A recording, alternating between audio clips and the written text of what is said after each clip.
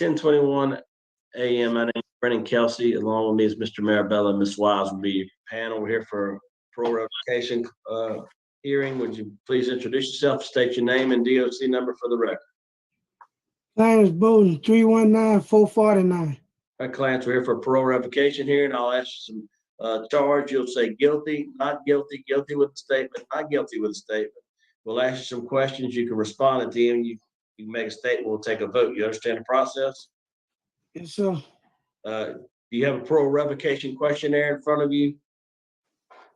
Yes, sir. Is that your signature at the bottom?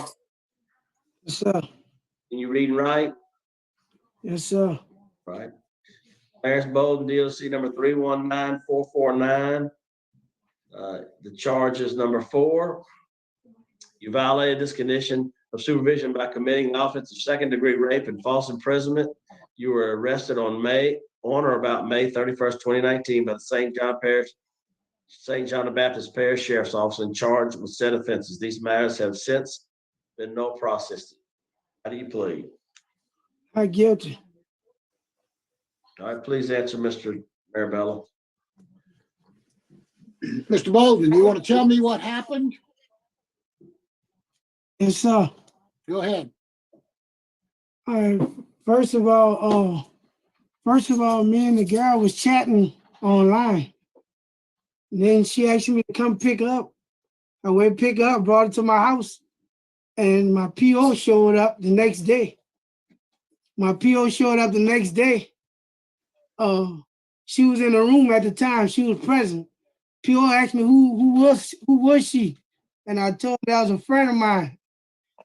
And she was jumping up like, let me find out. And that was it.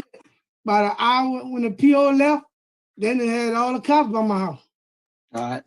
Now, you are aware that this lady you were with told the police that you were holding her against her will, and you slapped her and you raped her. You're shaking your head. No, I'm telling you, the police report says that.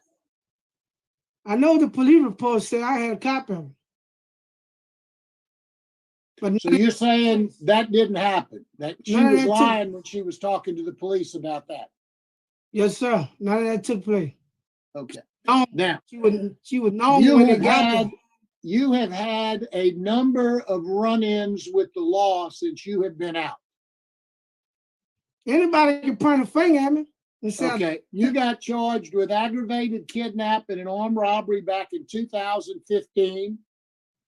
That was nalpros. You got charged with 2 counts of home invasion back in 2015. That was nalpros. In 2017, you got in a fight at a sex offender treatment meeting with someone else who called you down for harassing a man at a General Dollar store. You went back again and harassed that guy. And you got remanded for that for 8 days, right?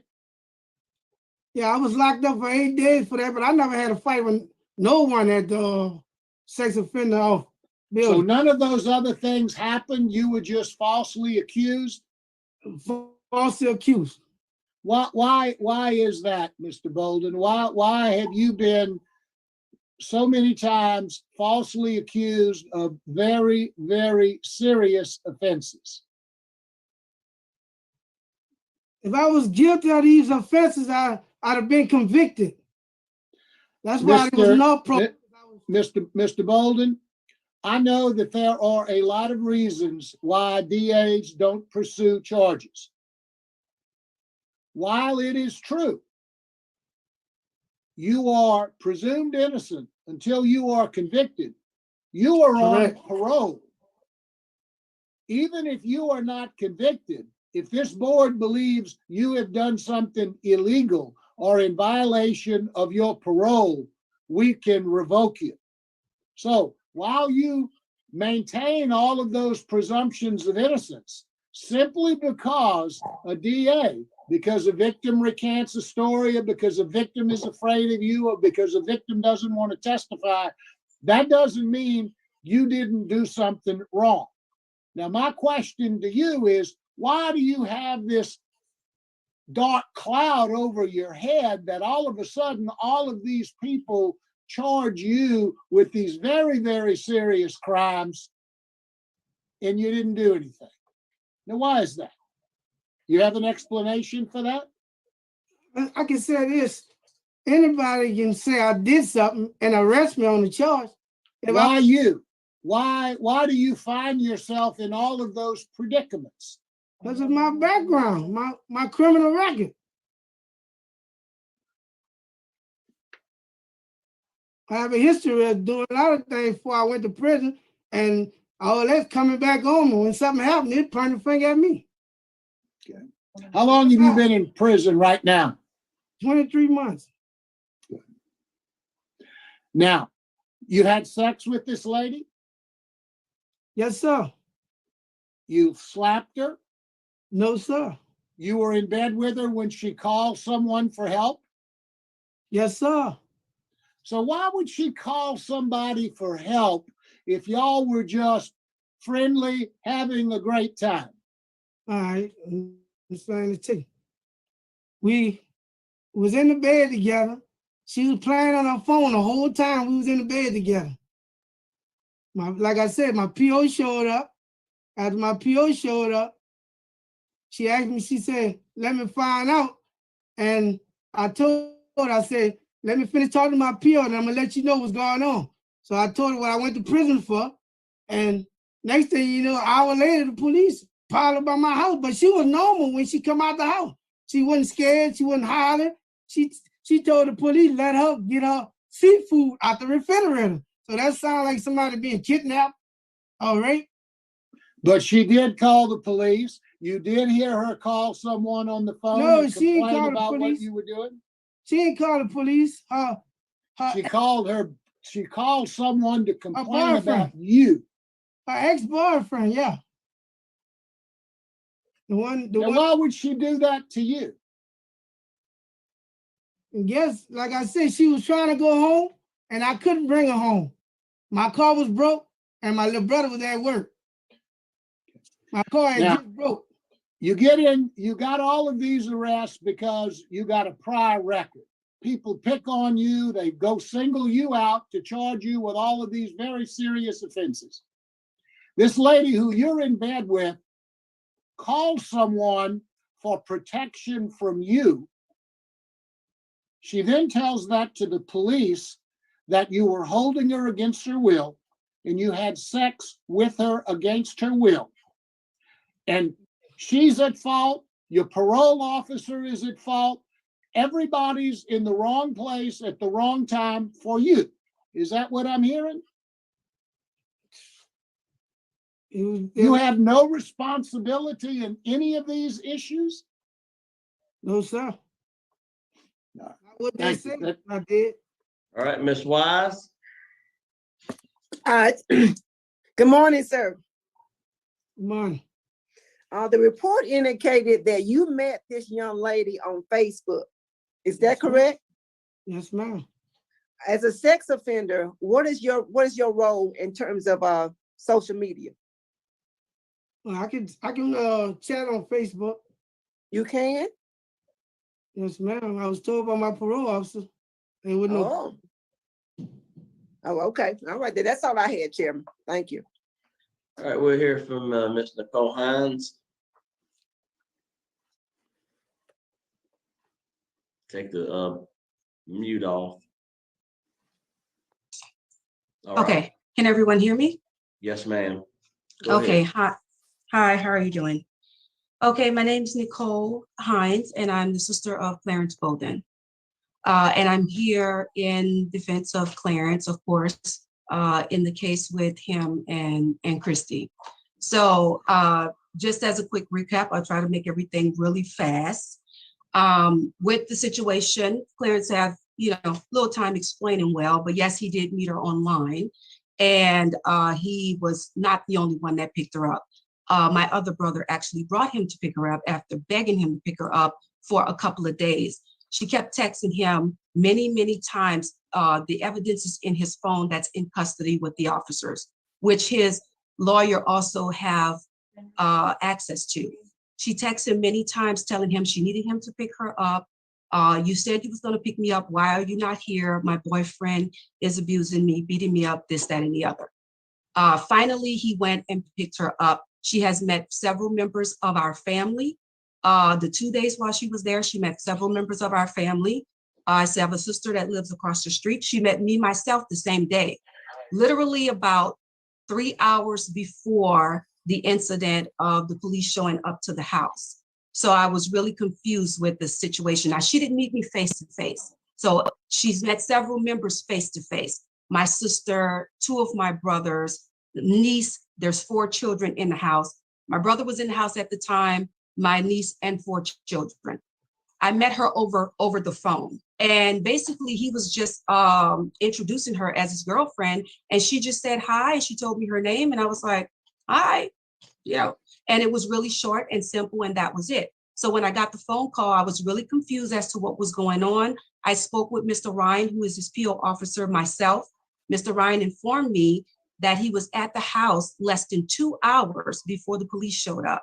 He said Clarence and Christy had a very pleasant conversation with him. He said everything seemed normal. He said, I can't speak for what happened after. That's exactly what he told me. I can't speak for what happened after. But he was like, you're right. It is a little strange that only less than 2 hours ago, I was having a conversation with them. I called her out of the room because I wanted to know who she was. And I was having a conversation with them and they were just chatting. So she wanted to know what he went to jail for when the police showed up. Mr. Ryan informed her that that would be Clarence's position to explain to her what he is on probation or parole for. So Clarence, basically, like Clarence said, he said, yeah, she was saying, let me find out. Let me find out that it's something like, that I don't like, let me find out. So obviously, after she found out, she wasn't happy with the situation.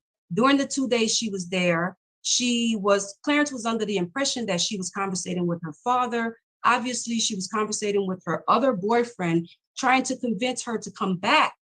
And then once she told Clarence, once she found out what he was on probation for, he said, which this is just hearsay, he said she told him, well, you know what, I decided I'm not staying. Because she actually brought a very significant amount of her clothes to my brother's house. Clarence was not the owner of this house. My older brother was. She brought a very significant amount of her clothes there. She had other things that she brought from the store. And she explained to him, she told him, she changed her mind. Basically, now that I know what you went to jail for, I don't want to stay, I'm leaving.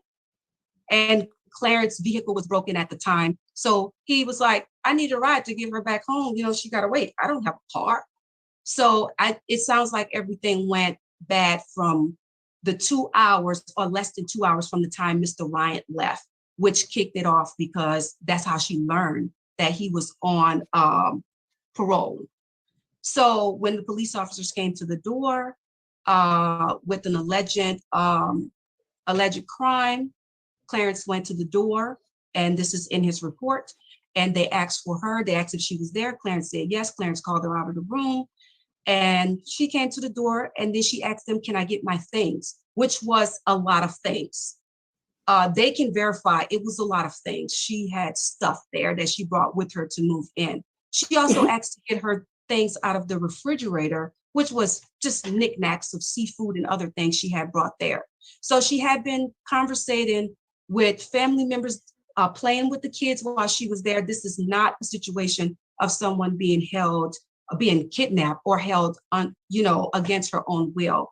Also in his report, I did not see anything in his report about her neighbor questioning her about who Clarence was, because Clarence said her neighbor questioned, who is that guy? Who's that you're leaving with, when they picked her up? Like I said, he didn't pick her up by himself. He picked her up with my other brother because his vehicle was not working at the time. I didn't see anything in the report about that. There's also a video from a corner store. Well, it's not really a corner store, but a store down the street very close to the house. She went to the store by herself. Stores have cameras. This is on video where that morning, she went to the store by herself down the street. to purchase whatever she purchased. So, and she came back. So that's not a person that was being kidnapped or held against her will. When you go down the street to the store, why would you come back? And around, I think it was around 12 or so.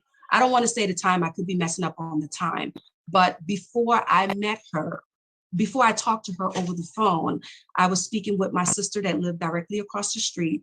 And she was like, oh, did you meet Clarence's new girlfriend? Which is how I ended up talking to her after, because she said she just left. She went across the street and by herself without Clarence, and she's conversating at my sister's house with my sister. Yes, ma'am. So I think it all just boiled down to the fact that she was very upset when she found out what he went to prison for. I guess she felt like he should have told her before it got that far. And she just made assumptions and accused him of things that she shouldn't have. Probably, like I said, just probably under the influence of the boyfriend she was speaking to. She was also speaking to a friend. Go ahead and wrap it up. Yes, ma'am. Okay. Go ahead and wrap up. Okay, and she was also speaking to her girlfriend. She let her girlfriend say hi to Clarence during this time she was there also. So that's in his phone, because phones have records and text messages. She sent him an address. All of this is in his phone. The phone is in the police custody. But I just wanted to say, with all of that being said, I would hope that the board would please lift the hold and allow him to return to society. I think he has been doing a pretty good job as trying to get, reacclimated with society. And unfortunately, when something happens in a realm of people who are convicted felons, police will look for them first to solve the case before they accuse or look for anyone else in the case. But no one's that lucky. If you do that many crimes, you're gonna get caught. Yes, ma'am. Thank you. You're welcome. All right, Clarence, would you like to make a statement on your behalf? I feel that I wasn't in no violation of my parole because I beat the charge. The charge was dismissed. So therefore, I ain't had nothing to do with the crime they said I had something to do with. All right. All right, thank you. Thank you. Is the panel prepared to vote? Yes, Mr. Yes, sir. Marabella. thank you.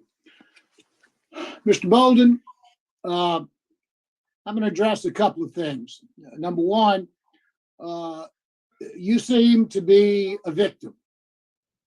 Your attitude is, I'm a victim of police harassment. They arrest me for everything just because I'm a convicted felon. My parole officer doesn't like me. This lady is lying about what happened. I'm listening and reading the police reports, and it may very well be that that lady was there voluntarily. You met her online, y'all had a relationship, things were going well. For whatever reason, she found out maybe you were convicted of some crime that bothered her. That's when the issue arose. That's when kidnapping doesn't necessarily mean under the law you take someone at gunpoint, put them in a car, take them away. It simply means you hold them without their permission. Perhaps earlier in the day, everything was fine, but at some point it turned ugly and you refused to let her leave. She didn't want to have sex with you and you forced herself on you. That's what she said to the police. That's what I believe. That's what I think happened. Now, you have not been a very good parolee. You have had infraction after infraction after infraction. It's everybody's fault.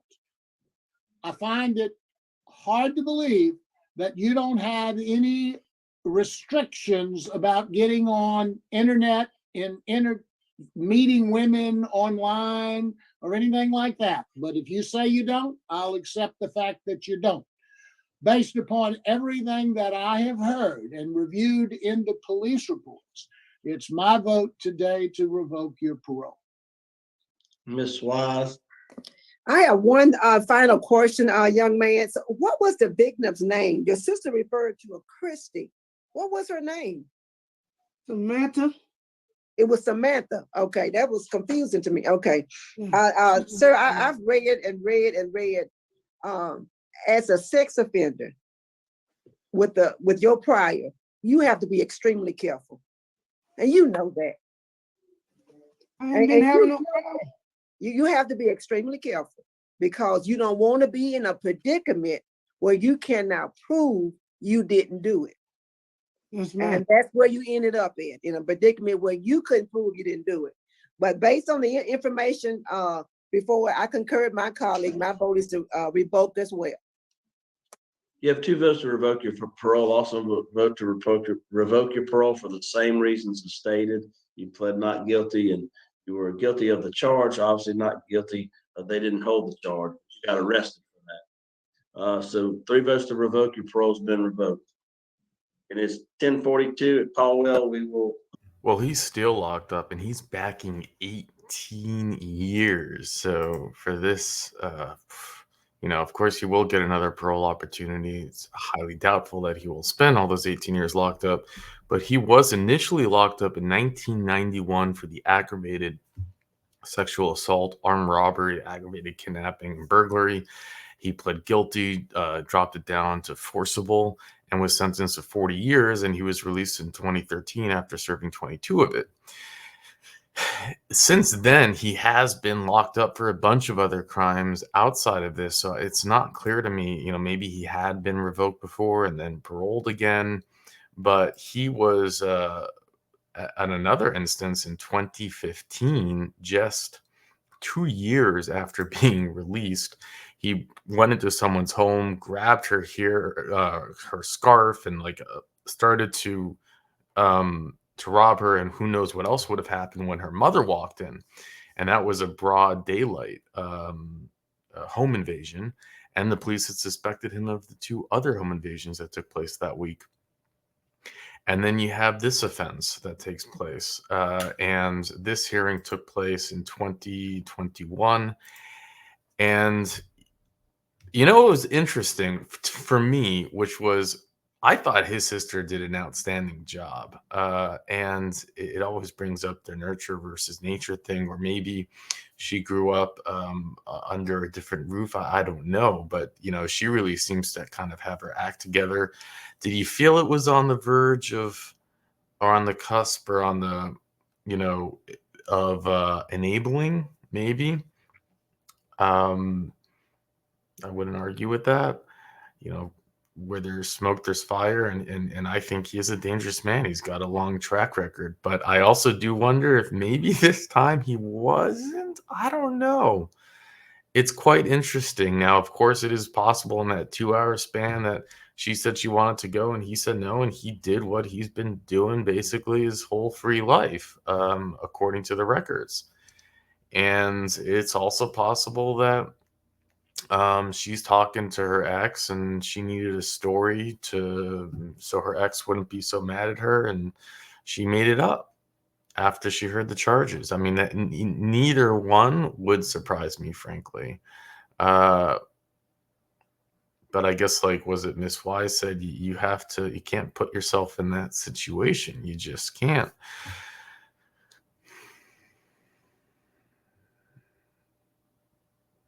You just can't. And I wonder about the Facebook. I was happy Miss Wise asked him about that, but I guess in a world where Louisiana is still operating on records, probably a lot of paper, not a lot of computer. Do they actually know whether or not his conditions to say no internet? It's possible, actually, since he was released from his initial crime in 2013, that they didn't put Facebook as a condition. Although Facebook did very much exist in 2013. So it seems like that would have been dropping the ball, but who knows? Anyways, if he does come up for another parole hearing, we will show it here. I'd love to hear your thoughts. You think he was innocent of this crime or not? If he should be getting revoked or not? With that, I'll let you go.